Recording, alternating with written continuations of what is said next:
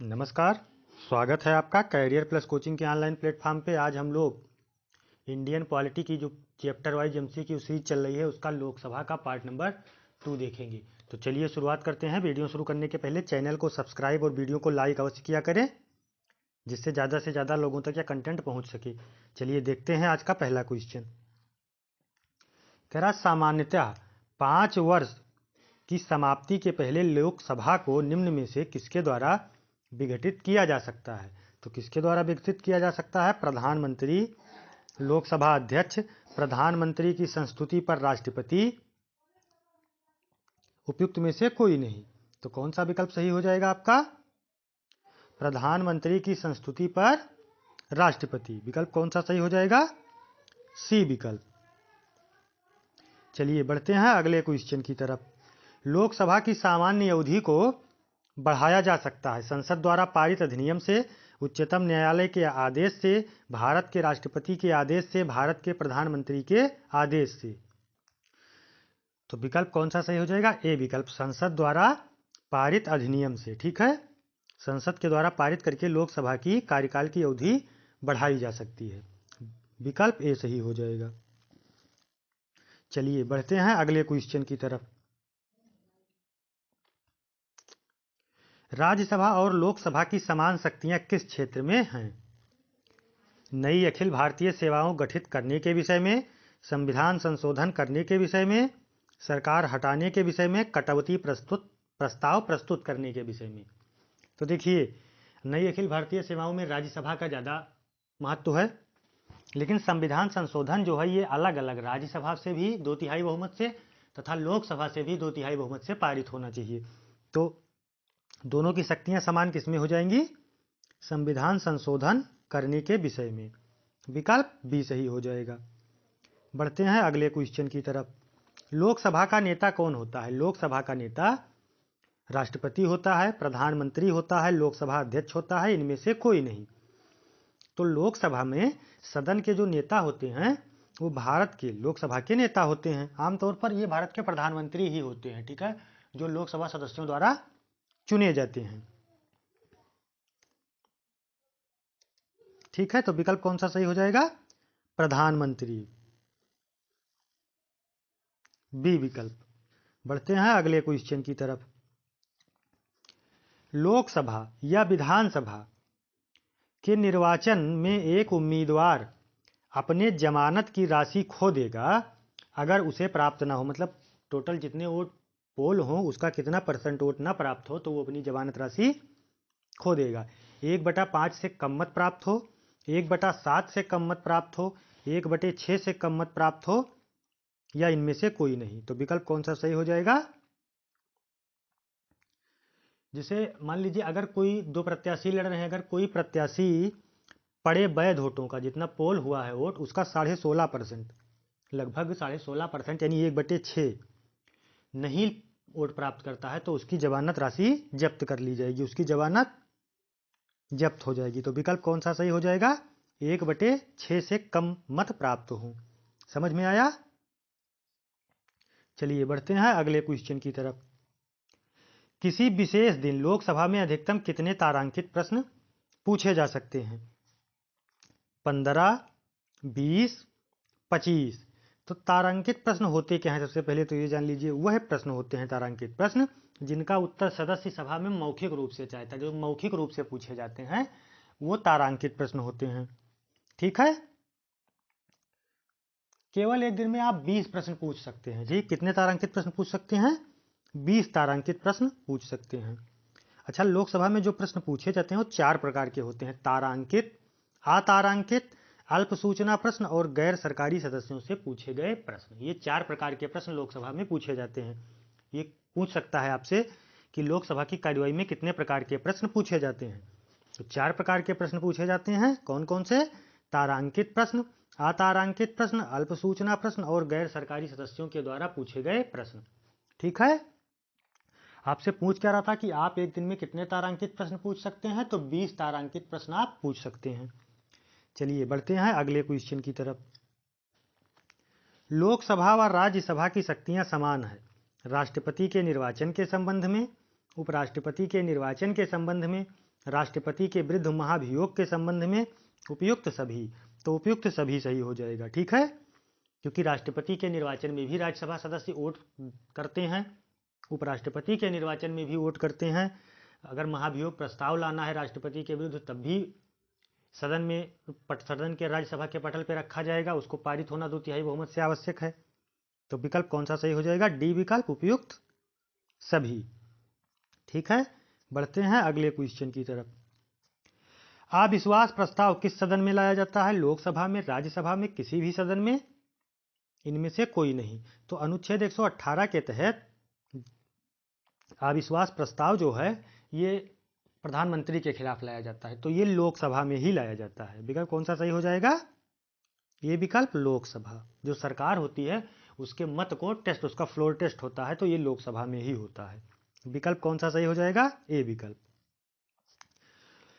लोकसभा में अनुसूचित जाति एवं अनुसूचित जनजातियों के लिए सीटों के आरक्षण संविधान के किस अनुच्छेद में उपबंधित है? अनुच्छेद 137, अनुच्छेद 16, अनुच्छेद 330, अनुच्छेद 335।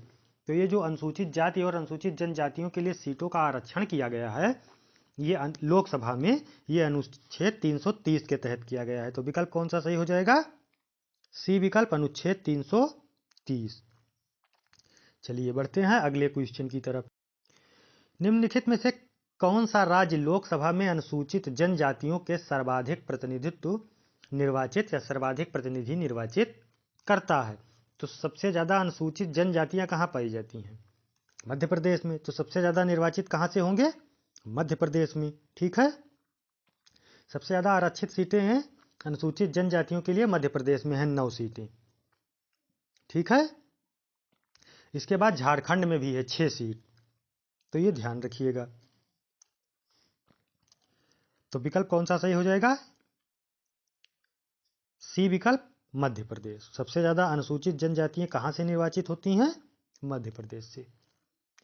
निम्नलिखित या निम्नांकित राज्यों में से किसमें अनुसूचित जनजातियों के लिए लोकसभा में स्थान आरक्षित नहीं है? तो केरल और तमिलनाडु में भी नहीं है, दक्षिणी भारत में बिहार और उत्तराखंड में भी नहीं है। ठीक है, पंजाब तथा हरियाणा में भी नहीं है। तो विकल्प कौन सा सही हो जाएगा? उपयुक्त सभी। ठीक है, डी विकल्प। चलिए बढ़ते हैं अगले क्वेश्चन की तरफ। किस राज्य में लोकसभा में अनुसूचित जाति एवं अनुसूचित जनजातियों के लिए आरक्षण नहीं है? नागालैंड, सिक्किम, गोवा, इनमें से सही सभी। तो इनमें ये जनजातियां नहीं पाई जाती हैं, अतः इनमें आरक्षण नहीं है। तो विकल्प कौन सा सही हो जाएगा? डी विकल्प। किस लोकसभा में निर्वाचित महिला सदस्यों की संख्या सबसे कम थी? सबसे कम महिला कहां थी? किस लोकसभा में थी? प्रथम, द्वितीय, तृतीय या प्रथम, द्वितीय, पांचवी या छठी? विकल्प आपसे पूछ रहा है, तो किसमें थी? विकल्प कौन सा सही हो जाएगा? प्रथम। चलिए बढ़ते हैं अगले क्वेश्चन की तरफ।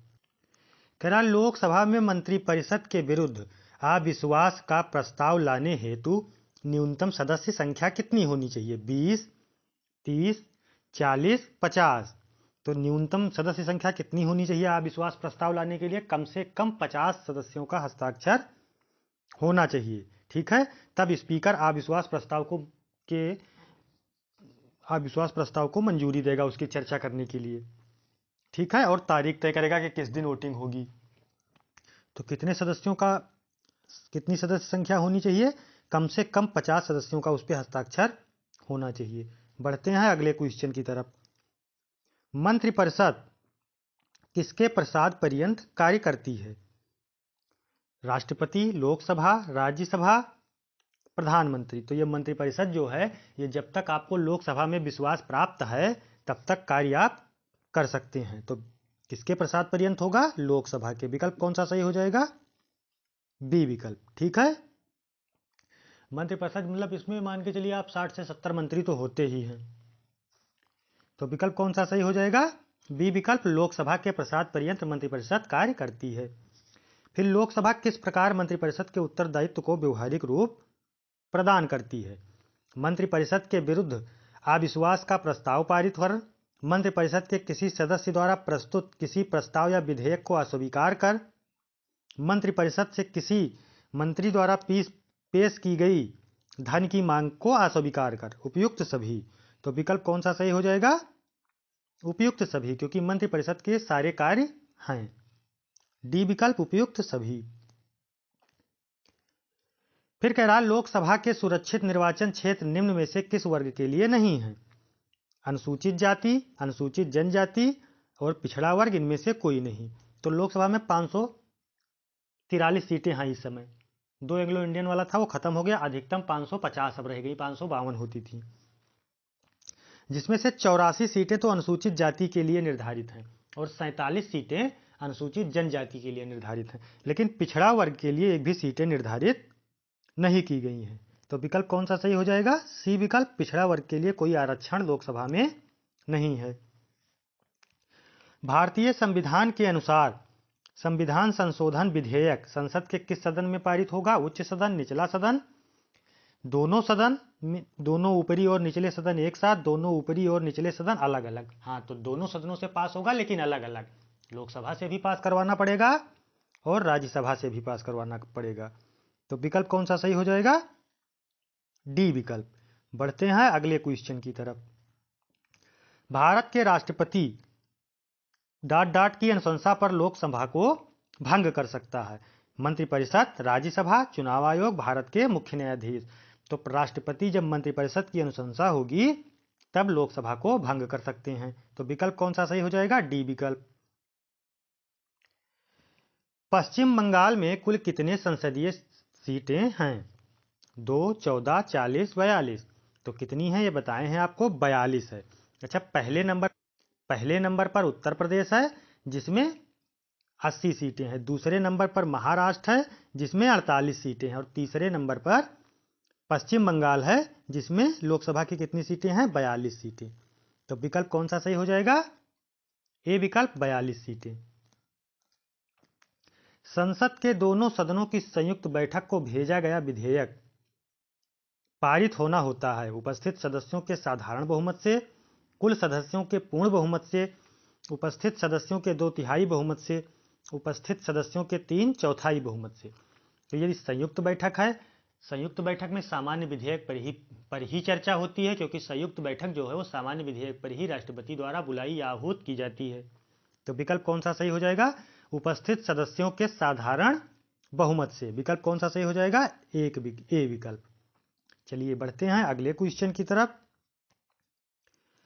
भारतीय संसद के परिप्रेक्ष्य में शून्यकाल किसे कहते हैं? संसद कार्यवाही के पूर्वार्ध का समय, प्रश्नकाल के तुरंत बाद का समय, प्रश्नकाल के पहले का समय, संसदीय कार्यवाही के उत्तरार्ध का समय।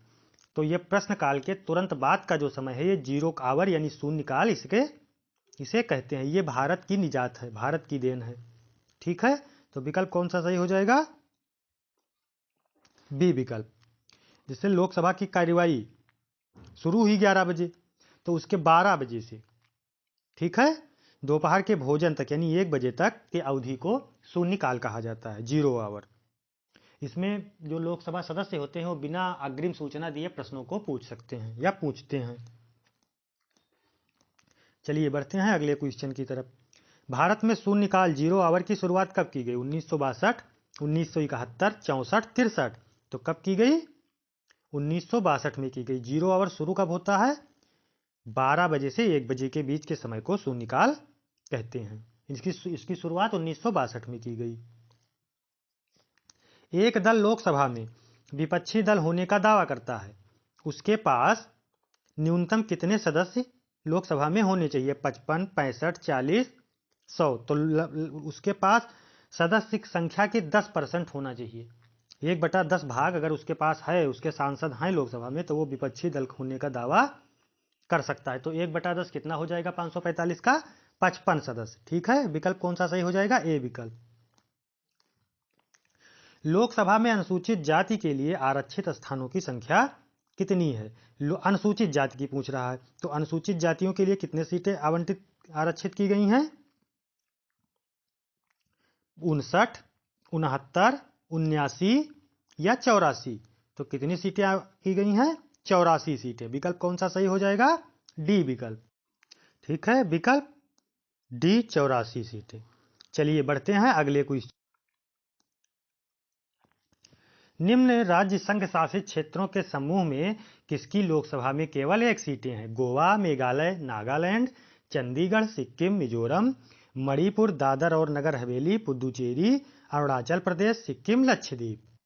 तो देखिए, अंडमान एवं निकोबार द्वीप समूह चंडीगढ़ जो है, चंडीगढ़ में एक सीट है, सिक्किम में एक सीट है, मिजोरम में एक सीट है,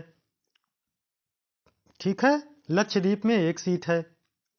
तो तीनों विकल्प किसमें दिए हुए हैं? इसमें सिक्किम, लक्षद्वीप, अरुणाचल प्रदेश भी दे दिया है। तो विकल्प कौन सा सही हो जाएगा? चंडीगढ़, सिक्किम और मिजोरम, ए विकल्प।